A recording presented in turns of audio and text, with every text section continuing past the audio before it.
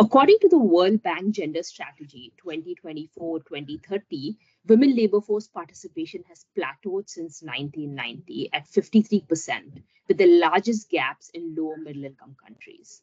Women in the workforce earn 77 cents for every dollar that men earn. Youth employment is higher among women than men. Moreover, occupational segregation continues to be a stubborn challenge as men tend to dominate better paying professions. To add to this, the world is experiencing severe political, environmental, and security crises, impacting girls and women disproportionately. What can we do to address this persistent occupational segregation that clusters women in low paying jobs? How do we enable women to participate equally in better paying male dominated professions? The World Bank Solutions for Youth Employment team launched the Women in Unconventional Jobs Learning series to hear from other World Bank teams about how they are dealing with this challenge in their gender programs. Powered by Women by IFC helps renewable energy companies build the business case for gender diversity. IFC works to promote business growth, efficiency, and enhance sustainability by supporting the private sector to walk the talk and close gender gaps within their organization and communities they work in. IFC aims to assist member companies to achieve powered by women commitments in a range of different areas, such as women in leadership, creating respectful workplaces, engaging women as community stakeholders, and encouraging women in non-traditional roles. Today, we have professionals from hydropower companies who are working towards increasing the women's participation in the hydropower sector in Nepal. We have Ms. Abhigya Malla, who's the Vice President from High Himalaya Hydro Construction Company. We have Mr. Neeraj Nupain, who's the HR head from Solu Hydropower. And we have Ms. Prakriti Shrestha, head corporate business from Urja Developers. Hello, everyone. Can we start off by sharing a little bit about yourself? Abhigya and Prakriti would love to hear about, your education experience and why you joined the hydropower sector. Okay, hello Apurva. Thank you for inviting. It's so nice to be here. So as you said, I'm Prakriti Shrestha, head corporate business and operations at Urja Developers. I have education qualification of Masters in Business Administration, and with a career of around 20 years now. In this, most of the time I was in banking industry for around 11 years, and for the last 7 years I'm with the hydropower sector. I joined the hydropower sector because it was quite new for me, because banking something is very common for females to join in Nepal, and when I got the opportunity to join hydro, it was quite new. I didn't know much about it, and I thought this would be a good challenge and a change too. Thank you. Great. Thank you, Prakriti. Yeah, hi, I'm Neeraj Nupain. I'm head of HR and operations in the hydropower project, Solu Hydropower. It's a 82 megawatt hydropower project in eastern part of Nepal. It's around 8 hours drive from Kathmandu, quite remote area. So the project is under construction and nearing to completion. And the project is in the mid of community. So we have to be very cautious in handling every activities in the community. So it's quite a critical project for the country and for the hydro sector also. So we have foreign investment also in this project as a loan. So we are very managing very cautiously in the being in the mid of community. Thank you. Hello, I'm Abhigya Malla. Thank you for the introduction. I'm representing High Himalaya Hydro Construction Private Limited, as mentioned earlier. So I basically play the role of finance controller and director in the company. I'm from business accounting and finance background. I did my master's in professional accountancy and then master's in finance. So I joined hydropower sector in Nepal because it has potential and enormous capacity to not only generate clean, green, renewable resource and be economically sustainable, but also we have a power to fueling the Asian market with our clean, green hydropower energy. And this is the way to be sustainable and also be in business, which is why I think I really appreciate and would want to work in this sector. Another perk for joining this sector is also because my family has been involved in this sector for more than 35 years in Nepal. So it's another opportunity for me to give back to my country. Thank you. Great. Thank you for that great introduction, all. Would love to, hear a little bit about, what are the biggest barriers for women to join the hydropower sector? Prakriti, maybe you can start off by talking a little bit about, the social and cultural barriers for women in construction and site-based jobs. Sure, Apurva. As we all know, gender stereotyping is very common and still alive, as at least in Nepal and South Asian countries, and it's one of the most significant barrier for women's career advancement. And when it comes to hydropower, it predominantly is a site-based job, and until its completion, it's a construction-based job fully. So when it comes to females or women joining site-based or construction-based jobs, social and cultural barrier becomes one of the major hindrance, as most of the families of the women employees or female employees are unwilling to send the females to the site for a residential job. One of the major reason being that the social norms and culture in which families are now, even though are gradually accepting females taking up jobs and working independently, they are not yet open for remote job placement. And the concern is related to the safety of women at the site, sanitary issues or arrangements at the site, the camps, and the locality that the site, arrangement is at. Because even though the company is doing all the good, but you never know how the locals would react to.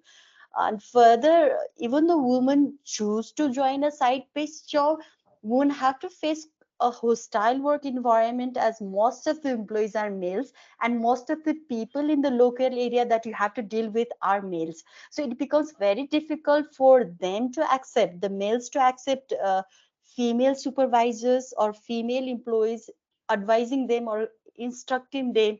And it being construction based jobs being very dominated by male laborers, they cannot accept that the females are advising or are their supervisors, because that's not something the males are taught as normal during their upbringing. So societal upbringing does not allow males to easily accept that. And further, due to the gender stereotyping, it is often also difficult for them, even the employees, to accept females in senior roles when it comes to construction. And the local bodies, the regulatory bodies at the remote sites, to accept females in the supervisory position in the company, because they have to deal with them quite often, and that's not normal to them. Thank you, Apurva. Thank you, Prakriti, for that insightful, overview. Neeraj, you work a lot, on site-based jobs, with, some of them are so remote, and you are one of the, leading HRs in the sector. So can you speak a little bit about, how does the impact of hiring on the site, as well as, lack of infrastructure and security, impact women to enter and even, continue to grow in this sector? Yes, thank you for the question. It is very, very. See, every time I'm working in HR for last 20 years. So in this hydropower, only this project I started working since 2015. So 8 years completed in this project. So whenever the requirement is there, open positions are there, hardly any female candidate applies, one or two. And while discussing with them about the position, they withdrew their application. So that happens every time. So very, very few applicant, sometimes it is male applicant from my side. And the problem in the hydropower is remoteness. So because of this security aspects, hardly they apply for the positions. And the positions are also, you need to be available 24/7. So we can't hire and give selected roles for female. If they are competitive, we need to provide them full-fledged role also. So that way, the availability for them is difficult, and they can't stay away from family, away from their children. So that is also a challenge for females to take up any hydropower job. And for a company also, if we are hiring females, we need to have separate camp for them, separate facilities for them. That is a huge investment for the investors of the project. That is also a challenge, also a barrier for women to take up that kind of. If facilities are not there, why anyone will be interested taking up such roles? So other side, the workers are very illiterate in the hydropower sector. So we have our code of conduct, how to interact with the other genders, kind of thing. But training them every time is also not possible for the project people. So that is also a challenge for us to have that kind of code of conduct training every time to the laborers. So we have around 700 laborers at the time, at this point of time. So it is quite difficult for them to train in such aspect. Thank you. Thank you.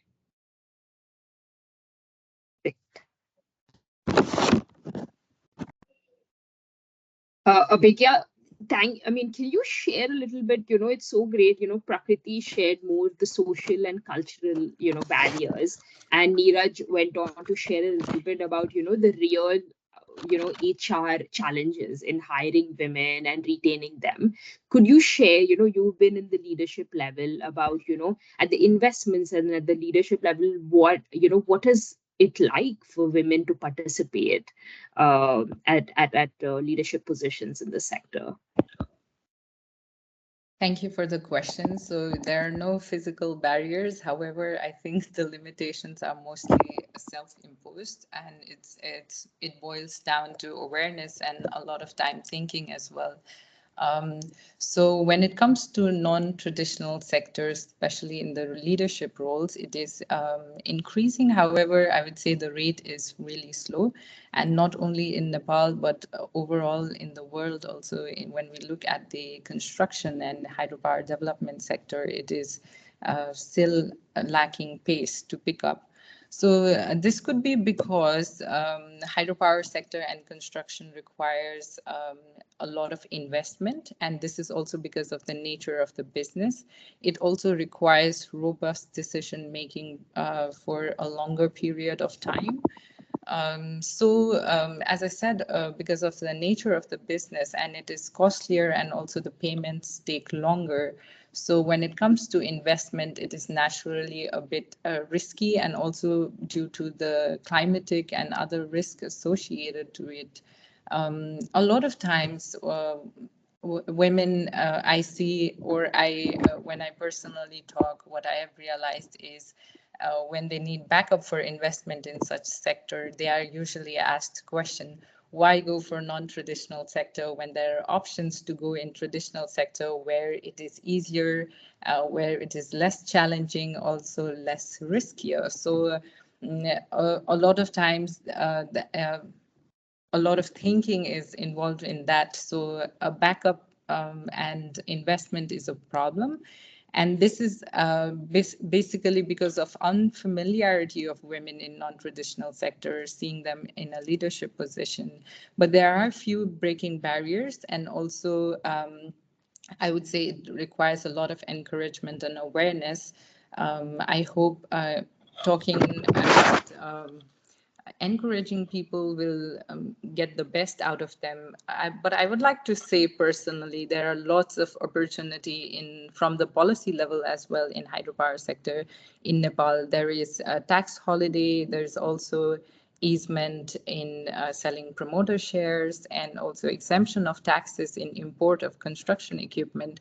So it is not only breaking barrier and joining the non-traditional sector because it looks cool, but it also has a lot of opportunities, and a lot of the people, even in the world, they are grabbing this opportunity and coming and joining hands. So I would say it is for yourself as well. And don't just label it as being traditional or non-traditional, but seeing it as an opportunity will maybe help or encourage. And also this goes to the message to the family members as well. If there is question being raised, how do you answer that? How do you take leadership position? Because I think the opportunity that we have in our country right now, it is not going to be lasting forever. So this is the time for us to make decisions and take up leadership positions. Thank you. Thank you, Abhigya. Very interesting that you shared some of some of the tax holidays and some of the policy advantages of for women to join the sector and lead and raise money. So could you share a little bit about what changes did you and your organization make to have more women in these roles, in these non-conventional roles? Prakriti, maybe you can go first, and then we can. Yes. Okay. As I told you earlier that I'm from Urja Developers. Urja Developers is a holistic solution provider in the renewable energy sector and has over 400 plus megawatts project portfolio with 2 plants already under operation and 2 under construction phase. So Urja has always believed in encouraging women in the organization and providing, a platform to display their abilities and everything. However, with PBW program from World Bank, when we participated in that program and took up the commitment for respectful workplaces as well as encouraging non-traditional women in non-traditional roles, uh, we realized that to start off, rather than jumping into the construction based jobs or directly to the construction based site jobs, we rather start with the plants that are already operational at our end. And so we chose 2 plants in eastern region of Nepal, that's Mai Beni hydropower project and Lower Jogmai hydropower project. And to initiate the practice of women in non-traditional roles, we started to look for people or females in plant operations, which is already again a void in Nepal. Normally, we do not find women in plant operation, so we started by trying to hire them. However, when we faced the challenge of actually finding experienced plant operators, we chose a different path by hiring freshers and starting to train them. So we train them and along with time, we already now have 3 plant operators working as shift in charge, plant in charge, and successfully so. So that's one way of doing it. Another is Urja also encourages women to take upon new challenging roles, which is predominantly taken upon by men. So we are open to recruiting women in executive roles and women representing Urja in many platforms, including the board of directors of a public company. Like Urja has, authorized me or sent me as a board director in one of the public companies. So it's female representing Urja. So, and Urja remains dedicated to its commitment to provide a respectful workplace to all its employees, as well as to encourage women in non-traditional roles. Got it. Thank you. Thank you for sharing. So what you were saying is essentially you identified that you were looking for plant operators and it was challenging for you to Yes. find so senior ones, and you went on to hire, freshers and train them to be Yes. so. Excellent. And they have Excellent. been amazingly doing very good. One of the simple example that I've shared, one of them just got married, and we're quite concerned that, normally in Nepal after marriage, it's very difficult to come back to a site-based job, but she did come back and doing very well by single-handedly managing a plant or working in a plant. So very happy with the progress that we have.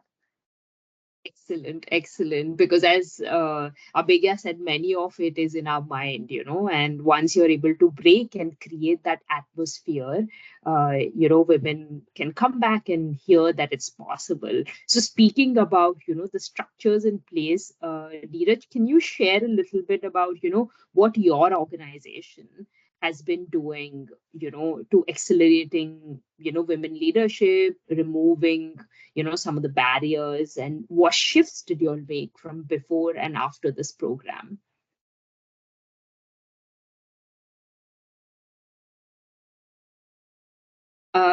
Neeraj, I think you're muted. Can you please unmute yourself? Okay, sorry. So SOLU was part of all commitments in the IFC initiatives. So, in all aspects, we did something to just encourage women in this process, hydropower industry process. So for leadership thing, what we did is we removed some parameters so that women will be preferred for promoting in the promotions process of HR. So that was our major changes made in the policy. Some changes we did, and we promoted few female officers, means managers to senior managers positions. So and in other aspect, in the this ensuring respectful workplaces at site, we did some kind of segregation camp, so separate camp for females, so they are comfortable staying there. We had 3 engineers, female engineers, health and safety engineers, and created a separate camp for them, and office facilities also created separate washroom for them. All those facilities we constructed separately. Once in the process of hiring, we constructed and hired them. Such kind of investment a company did additionally. And we have one hotline for grievance management. So anytime anyone can call and register their grievance. That is additional thing we did in the project. So the hiring security guard was also additional benefit for women workers at site.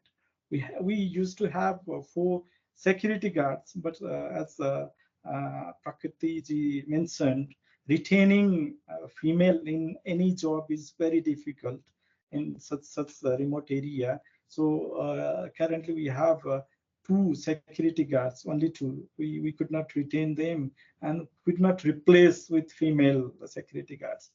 So that is a very big challenge for our project. And we have had one HR female, HR manager female, so that it will be a mix kind of process for selecting females. Also, it will be kind of encouraging atmosphere when some female HR person is there in the process.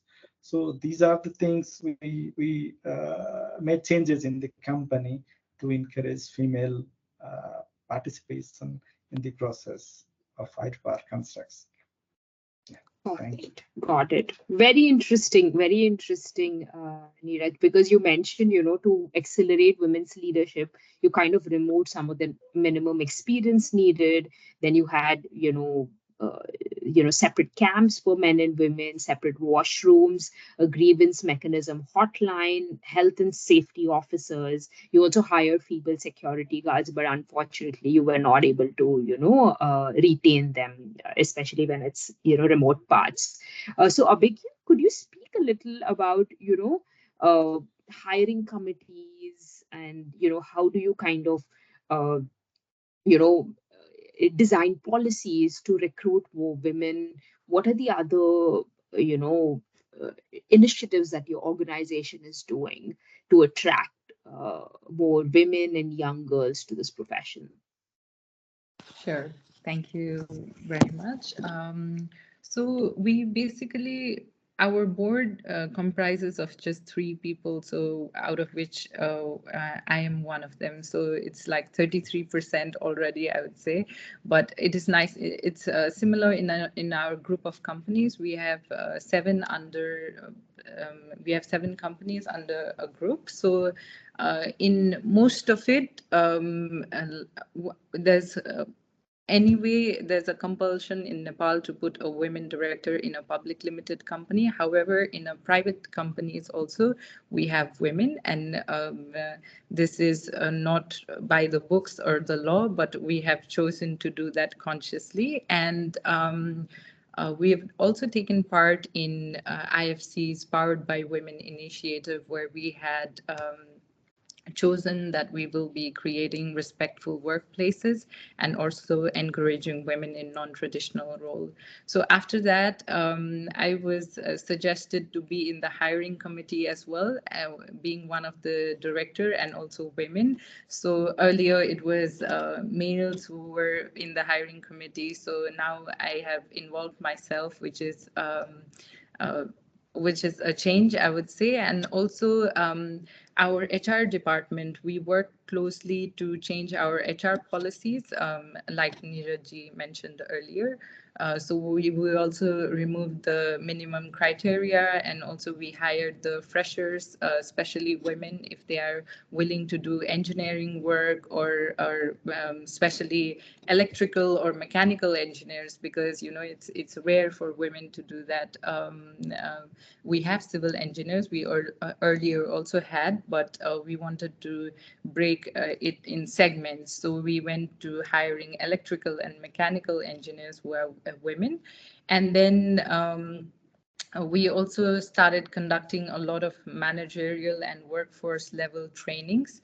So we got to know we were lacking in certain areas where people didn't feel safe or respectful. So we also had a system of suggestion box, and we got a lot of suggestions, and those changes were minor. However, it was affecting the work environment of the company. So after that, we calculated in the productivity index as well with the HR department, and we realized our productivity had increased significantly by just doing minor changes like suggestion boxes and listening to people. We also have started doing site meetings once a month in the site itself, and one of the higher manager or the board has to be present ourselves in the site, so that we can hear the people, because earlier it was 3 years, 4 years during the project, and none of us are in the site ourselves because it was not required, is what we used to feel. But now working with people, going there and having compulsion of visiting once a month so that we can hear people has created a lot of difference. And I feel it has become safe, and we have been able to retain more people like that as well. So there are a lot of positive changes, and it wasn't something that was difficult. It was minor things we don't look at, but it creates a whole different picture in the end. With more women in the head office, and especially to do roles like in environment-related jobs and also head office desk jobs, accounting, finance, this was already there. But when it comes to engineering and non-traditional role, we have increased few. We're still trying to manage it at site. However, we have not found much luck doing the same, but hopefully in the near future, we can manage similar environment in site as well. Thank you. Great.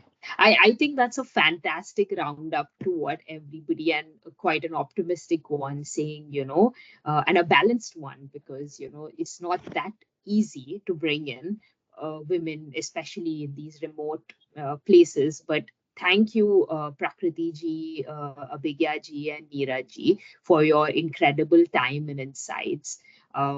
And thank you all for listening the Women in Unconventional Jobs Learning Series. Please subscribe to our channel and hear more about different topics, especially related to the work, youth employment, women, as well as some of our inclusion topics such as our work with persons with disabilities, refugees, etc. So thank you all for joining us.